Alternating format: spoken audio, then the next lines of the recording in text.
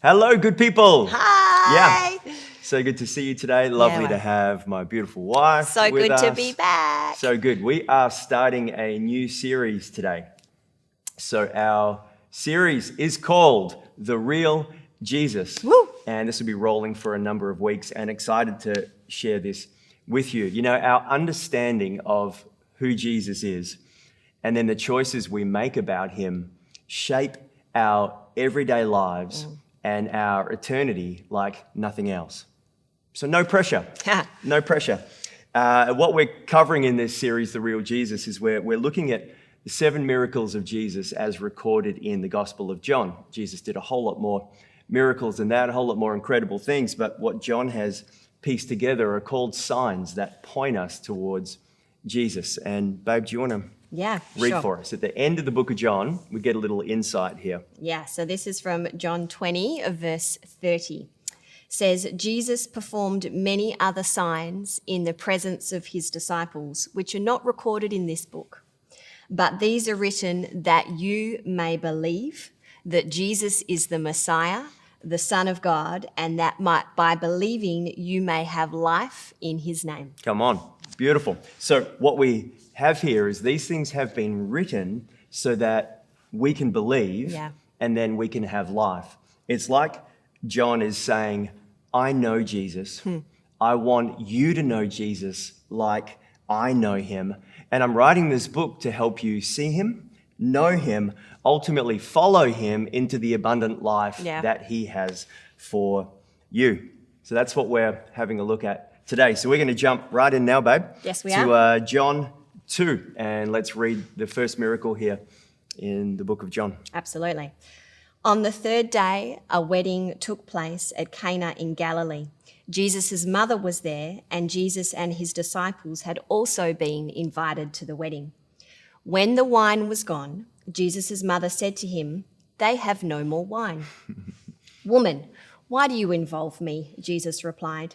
"My hour has not yet come." His mother said to the servants, "Do whatever he tells you." Nearby stood 6 stone water jars, the kind that were used by Jews for ceremonial washing, each holding from 80 to 120 litres. Jesus said to his servants, "Fill the jars with water."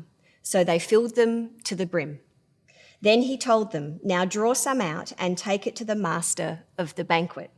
They did so, and the master of the banquet tasted the water that had been turned into wine.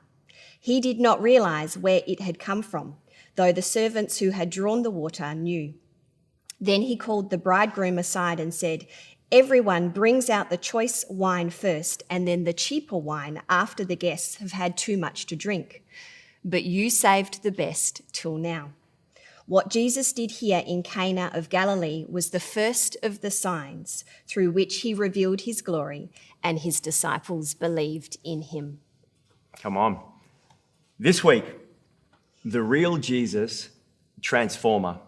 The real Jesus transformer. That's what we're unpacking today. And we see that in this miracle here as Jesus transforms the water into wine. What we have here is Jesus and his disciples. They arrive somewhere within the 7 days of this wedding feast, and they arrive in the town of Cana, which is walking distance from Jesus' hometown of Nazareth.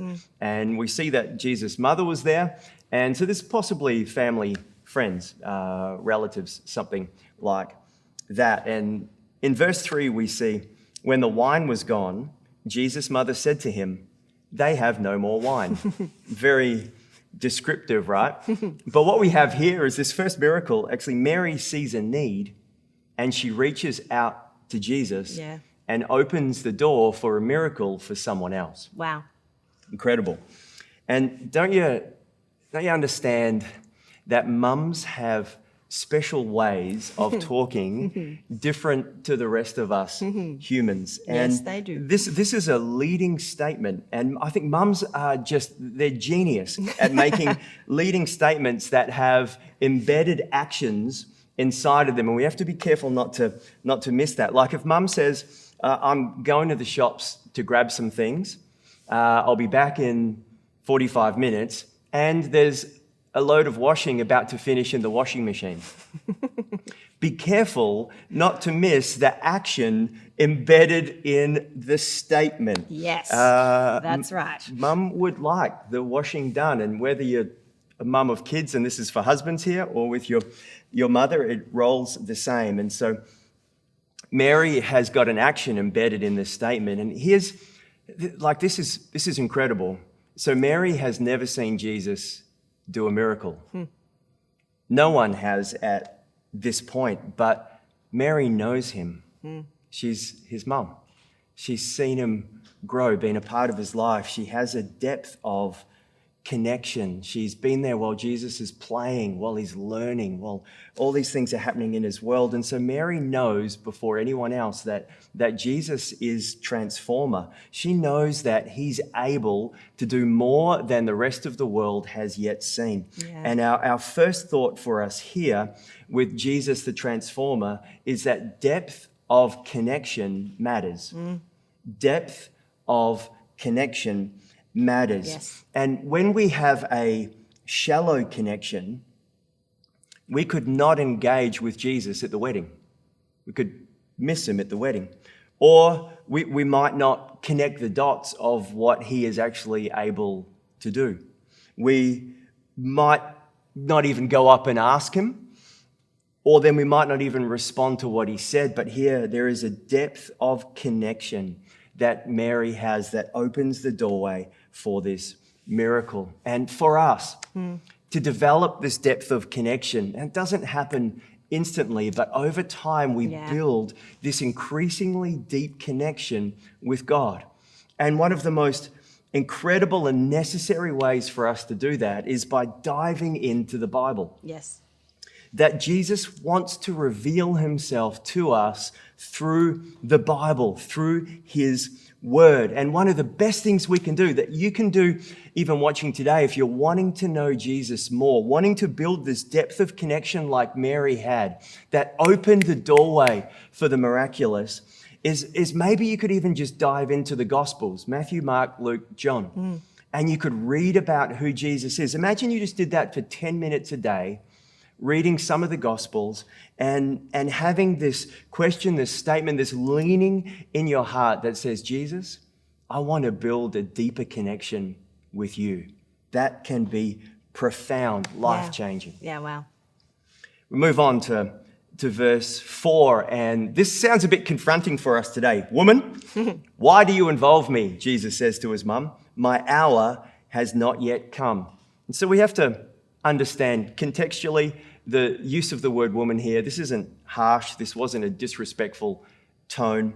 And then Jesus uses this expression, my hour or my time has not yet come. He uses this 5 times. It's recorded in the book of John. And let me kind of paraphrase what Jesus is unpacking here that's layered with meaning. It's something like this. Mum, I have to be so careful. Just because I can doesn't make it the Father's will, doesn't make it the Father's timeline. Yes, I am the miracle maker, but more than that, I've come to die. Yes, wow. That my whole life lives under the shadow of the cross. And every miracle I do, it positions me as a threat. As I reveal my glory, I stir a clash. I stir a clash that you can see the wonder of heaven, but also the anger of hell. Yeah. And as I reveal my glory, as I do these mighty works, that the life I bring, it's going to threaten some of those who are in power, and they're going to want me dead. And it's not my time to die just yet. My time has not yet come. There is prophetic fulfillment that I still have to walk out. And so as I do this miracle today, you just need to know that I start a ticking clock. Mary replies in verse 5, and she says to the servants, she doesn't overpush here, but I love this. She says, just do whatever he tells you. Do whatever Jesus tells you. And babe, you remember we launched this year, and if you're a part of our church, hopefully you remember we launched this year with our series in John 10. Yes. And we looked at Jesus as shepherd and how he wants to lead us down pathways pathways where there are patterns in our lives that lead us then to provision and protection. And that's what he wants for us. And babe, do you remember the statement that says he something something and we something something? Public test. Ha. Public test. He calls and leads. It's good so far. I listen and follow. Boom! Boom. High five. Glorious work.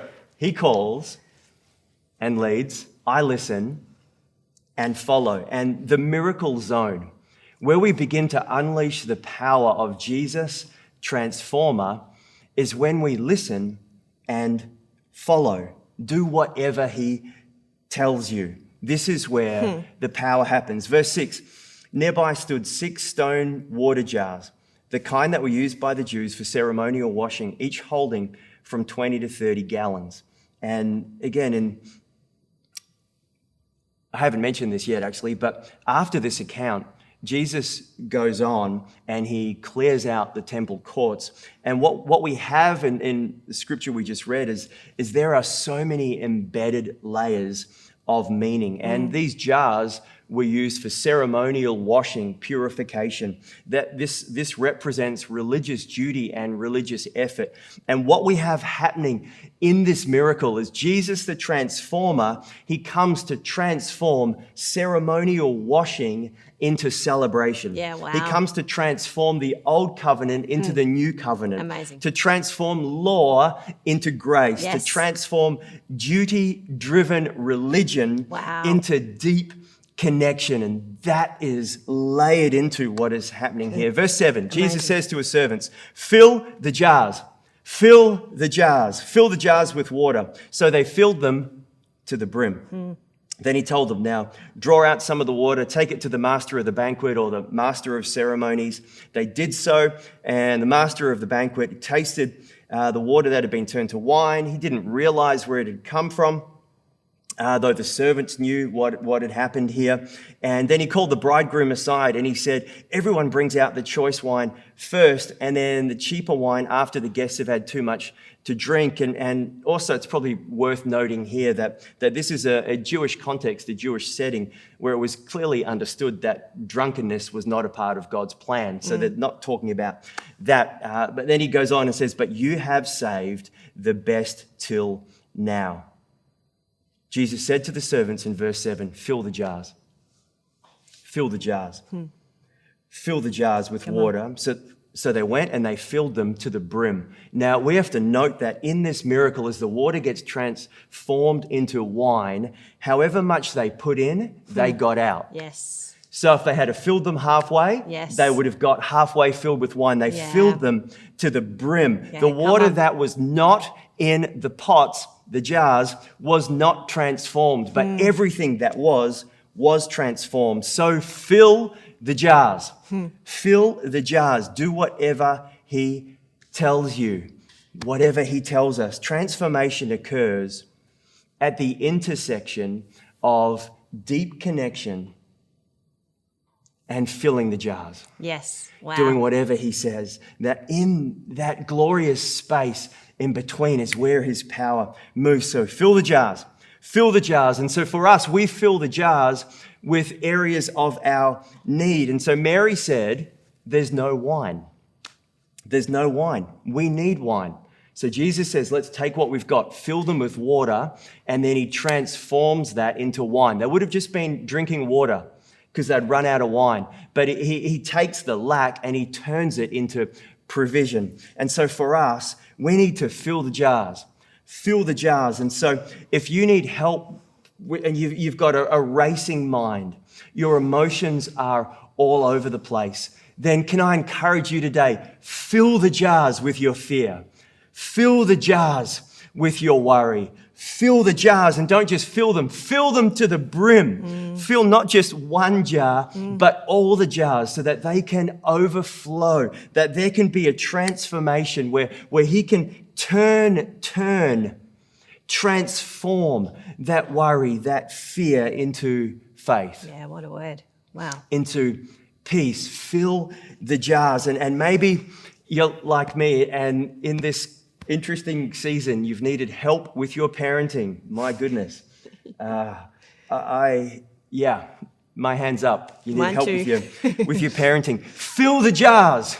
Fill the jars with your frustration, with your inadequacy, with the, oh my goodness, how are we going to keep doing this? Help us, Fill the jars with the problems, the challenges, and then let him transform that water into wine. Let him transform that challenge into glory. Where on the flip side, he transforms it into his enabling, into supernatural patience.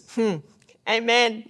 I receive. Yes. Into wisdom to deal with the crazy family challenges that are happening right now. And don't just fill a little bit. Don't just come to him in prayer and fill a little bit of one jar. Oh God, could you please help me? And then we're just on trying to solve things practically. Fill the jars to the brim. Pour in what you need. God, I need your help as a parent. As a dad, I'm desperate for you to come and help me. I want to be better than what I can be in myself. I need you alive inside of me. Help me right now in this season. And fill the jars to the brim that he can do that transformation in our lives. And so what is it that you need to fill the jars with to see him transform it? Do you need to fill the jars with your deep pain? And there's a pain in your heart or your soul. And he says, come on, fill the jars. Let's do what he says, fill the jars. That there can be a transformation in that deep pain can be transformed into wholeness. Yes. That there can be a healing work that Jesus can do in your life. Do you need to bring him that attitude? You just got a ganky attitude about what's going on. Don't hang on to it. That's not where you're designed to live. Bring him the attitude. Fill the jars. Fill the jars with it so that he can transform it so there's a sweetness in you. Yes. Maybe it's a place of frustration. Fill the jars with your frustration that he can transform it into a creative solution. Maybe there's business challenges. There's some financial challenges. Fill the jars with it. Don't just solve it practically yourself, running around. There's no wine. What are we going to do? There's no provision. There's no this. Fill the jars. Bring it before him in prayer. Yes. Bring it to him and say, God, I'm coming to you and I need a transformation. Yes. And let him transform that space where there is wisdom, where there is provision that comes from Jesus, the transformer. Maybe it's laziness and you're finding yourself so lazy at home right now. Bring it to him, fill the jars, and let him turn it, transform it into passion, and let passion rise in your place right now. Maybe it's insecurity that he needs to turn to confidence, and there's a deep work there. Or what's interesting in this account also is that for the host of the wedding, this is an honor-shame culture we're talking about. And to run out of wine at a wedding ceremony would have brought deep shame to the family. And what Jesus does behind the scenes is he comes in and he turns that shame into honor. He just removes the shame. And so maybe you feel ashamed about something you've done or something that's happened to you. Yeah. Maybe you've walked away from God and you don't know how you could ever step back into a church. And so reaching out online has just been some way of trying to connect with him again. Let Jesus, the transformer, as you fill the jars with your shame, whatever that represents, fill the jars with your shame and let him transform that into honor, where he wants you, as you humble yourself, that he would honor you, that he would wipe that shame away and turn it into blessing. And so let's fill the jars. And what is incredible here is we have 20 to 30 gallons that's talked about, and babe, I think you read it in liters. And so if we average it out at 25 gallons in the middle amount there, we're looking at roughly 95 liters per jar. 95 liters per jar. It says 80 to 100. 80 to 100. Yeah, okay. So we're going to go with 95 because 95's that's what in I've the done the maths on. And so 95 liters. That's approximately 125 bottles of wine. That's pretty extravagant. 125 bottles of wine. Jesus didn't get them just to fill one jar. He didn't say, hey, just fill one jar with water or just fill a little bit of a jar because I think that might just get us through. He says, fill all 6 jars. Fill them with water. They filled them to the brim. We're talking about 750 bottles of wine. That's pretty cool. That's a lot of wine. 750 bottles of wine. Now, what this means is that there is more than what could be consumed at the wedding feast. And so now the shame that was coming onto this family is turned to honor as they have to just give away the wine. And so they would have been giving away wine all through Cana, all through their town. And Jesus was glorified. They were honored as this miracle happened, as people just simply followed what Jesus said to do. There was more than enough. And we need to know that on the other side of transformation, there's overflow. Yes. On the other side of transformation, there is overflow. And so it's our mission to share the overflow.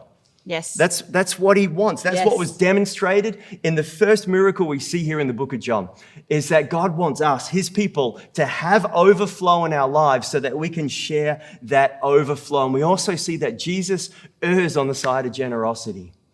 And there is extravagant generosity flowing here. His heart is represented here. His ways are represented here. In verse 11, as we wrap this out today, it says, what Jesus did here in Cana of Galilee was the first of the signs through which Jesus revealed his glory and his disciples believed in him. So what we have is as the miraculous power of God is poured out in us and through us, it reveals his glory. It reveals his glory. And we reveal his glory as we are transformed by him. And as we are transformed by him, there is overflow that comes into our lives so that others are blessed. And through that, people believe in him Yes. as Savior. That the disciples were new. They're just a few days into following Jesus. They're trying to figure out what they believe, and they see something of his glory released here in this miracle as people opened the door for it, and they believed in him. And as we are people that step into this place that we're talking about here today, where there would be a depth of connection that we grow with him, where we would fill the jars and do what he says. And then when we're sharing in the overflow, that people will see, Yes. they will believe Yes. in him. And so wherever you are on that journey, whether you're new and you're making a decision today to dive in, then dive in and start building a depth of connection with Jesus that really matters. Or whether we're consolidating that desire in us that, yes, that's who I am and that's what I want to be. Yeah. And can all of us, again, make this choice to fill the jars? Fill the jars. What's that area of need? Pour it into those jars. Don't just pour in a little bit, but fill it to the brim so that he can transform everything that we pour into that place. And in doing so, we are doing what he's telling us to do. And then let us be people that share the overflow, of all that he's pouring into our lives. And again, as we do, we are making this world a better place. Yes. People see Jesus through us. He's glorified. Woo! Everybody wins. Yay! Everybody wins. So just to reaffirm it for us today, the real Jesus, transformer. Week 1, this week, real Jesus, transformer. And our three thoughts here. Depth of connection matters. Yes. Fill the jars. Yes. Do whatever he tells us. Fill the jars and share the overflow. Yeah. Let's do it. Wow. What a word.